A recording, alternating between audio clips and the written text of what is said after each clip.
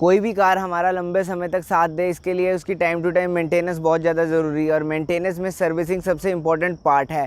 आज हम आपको अपनी पोलो का सर्विसिंग के बारे में बताने जा रहे हैं, साथ ही साथ सर्विस कॉस्ट भी बताएंगे, स्क्रीनशॉट भी डालेंगे। बिल का तो एंड तक ज़रूर बने रहें।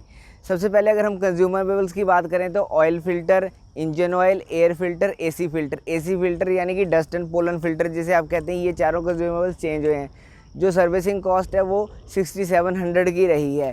इसमें अगर हम आपको उसका कॉस्ट में बताएं तो ये जो सर्विसिंग है ये माइनर सर्विसिंग रही है, क्योंकि हमारी कार की रनिंग कम होने के कारण व्हील अलाइनमेंट बैलेंसिंग भी नहीं हुई और साथ ही साथ एयर फ़िल्टर और जो एसी फ़िल्टर है वो आपको बिलिंग में नहीं शो होंगे, क्योंकि वो मैंने बुडमो से लेके अलग से दिए थे, तो वो आपको इस बिल के स्क्रीनशॉट में नहीं दिख रहे होंगे।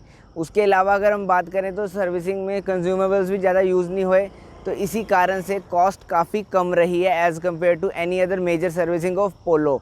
पर फिर भी अगर 4-5 ईयर ओल्ड पोलो के हिसाब से आप देखें तो सर्विसिंग कॉस्ट 6700 कोई ज़्यादा नहीं है। उस हिसाब से अगर जर्मन कार की आप देखें कॉस्ट सर्विसिंग की तो ज़्यादा रहती है, लेकिन हमारी पोलो की इस बार कम ही रही।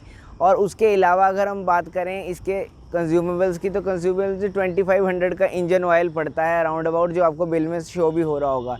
लगभग 2500 का इंजन ऑयल ये गाड़ी लेती है। और भी आप देखिए अदर ब्रांड की कार्स भी, वो भी 2400-2500 3000 इसके आसपास का इंजन ऑयल ही कंज्यूम करती है। लेबर थोड़ी सी कॉस्टली रहती है, वो अब और भी ब्रांड्स की कॉस्टली होने जा रही है धीरे धीरे।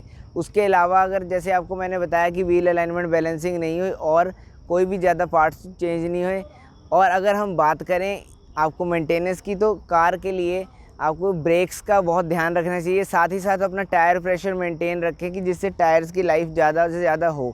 हमारी रनिंग कम है इसलिए हमें इतना टायर्स की लाइफ का रहता नहीं है, पर अगर आपकी रनिंग ज़्यादा है तो आप एयर प्रेशर ज़रूर मेंटेन करके रखें, जिससे गाड़ी की स्टेबिलिटी और मेंटेनेंस के टाइम में आपको टायर्स की कोई इशू नहीं आएगा। साथ ही साथ अगर आपको इस चैनल पे बने रहने के लिए चैनल को सब्सक्राइब कीजिए और बताइए कि वीडियो कैसी लगी, आगे और कौन सी वीडियोस आपको चाहिए वो भी आप कमेंट में बताइए।